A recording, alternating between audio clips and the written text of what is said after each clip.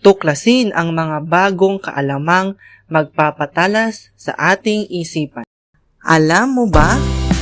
Ang ating utak ang siyang namumuno at kumukontrol sa kabuuang kilos ng tao. Ang pagpapanatili ng temperatura ng ating katawan, pagsasaulo ng mga impormasyong ating naririnig, pagdaloy ng dugo sa katawan, ating paggalaw, pang-amoy at panglasa sa mga pagkain at marami pang iba.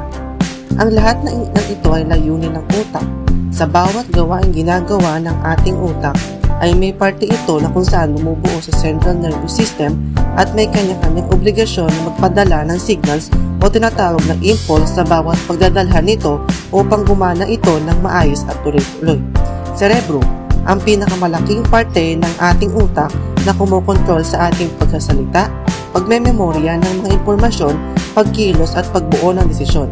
Nahahati ito sa dalawang hemisfero at ang nakahati dito ay tinatawag na corpus callosum. Ang cerebellum ang kumukontrol sa ating balanse, postura at koordinasyon at mga pagkilos. Maliit lamang ito na makikita sa likod kasama ang tinatawag na brainstem.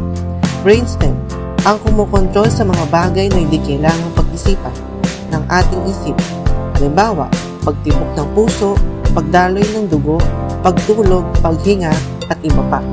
Ito ang kumukonekta sa ating utak hanggang sa spinal cord.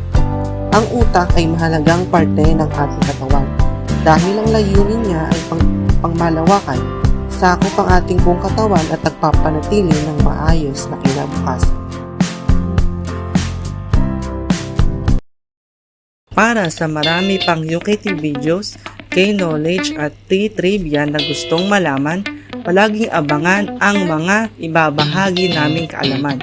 Laging tandaan, tuklasin ang mga bagong kaalamang magpapatala sa ating isipan.